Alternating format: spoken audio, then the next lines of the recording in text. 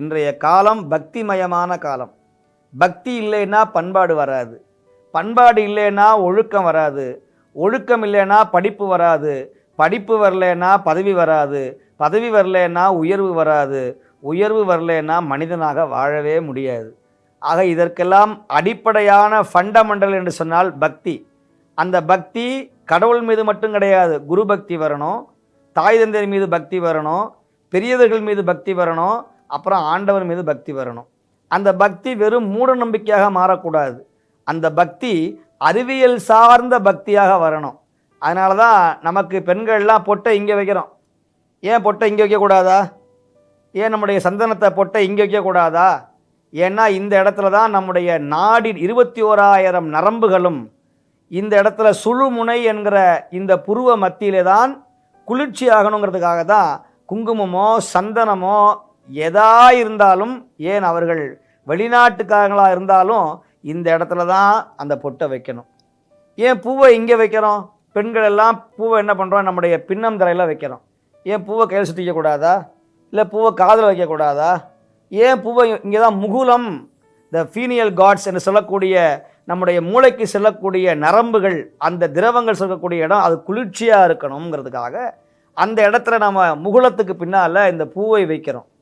பிறந்த குழந்தை துடிப்பு எங்கே இருக்கும்னா இங்கே தான் துடிக்கும். பிறந்த குழந்தை துடிக்கும்போது டப் டப் டப் டப்னு இங்கே தான் துடிக்கும். வளர வளர வளர அந்த உயிர் உள்ளே இறங்கி விடும். ஏன் மெட்டி போடுறோம் அப்படின்னு சொன்னால், இப்போ அக்கு பஞ்சர் முறையில் நமக்கு ஏதாவது இதயத்தில் பிரச்சனைனா உடனே என்ன பண்ணுறாங்க, கீழே இருக்கிற பாதத்தை ப்ரெஷர் பண்ணுறாங்க. இதை கண்டுபிடிச்சது யாருன்னா நம்முடைய தமிழர்கள். அப்போது நம்முடைய காலில் மெட்டி, அந்த வெள்ளி மெட்டியை போட்டோம்னா அது நம்முடைய இதயத்தை, நம்முடைய கல்லீரலை சரியாக வைக்கும்னு வச்சுருந்தாங்க.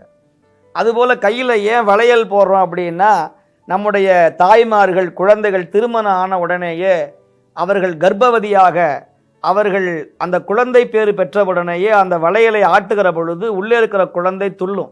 அப்போ என் குழந்தை மூல வளர்ச்சி சரியாக இருக்கிறது, என் குழந்தைக்கு நல்ல செவித்திறன், நல்லா கேட்கக்கூடிய ஆற்றல் இருக்கிறதுன்னு இப்போ ஸ்கேன் பண்ணாமையே இந்த வளையல் ஓசையை வைத்துக்கொண்டே என் பிள்ளை ஆரோக்கியமாக இருக்கிறது, இந்த ஓசையை கேட்டு என் பிள்ளை உள்ளே அப்படியே துடிக்குது, அதனால் என் பிள்ளைக்கு நல்ல காது கேட்குது அப்படிங்கிறத கண்டுபிடித்தவர்கள் நம்முடைய தமிழர்கள்.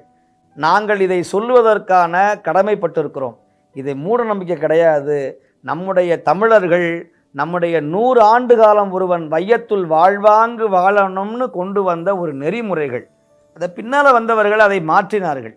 அதனால தான் குடுமி போடுறதும், வளையல் அணிவதும், திலகமிட்டு கொள்ளுவதும், திருநீர் பூசிக்கொள்ளுவதும் நமக்கெல்லாம் ஒரு பொதுவான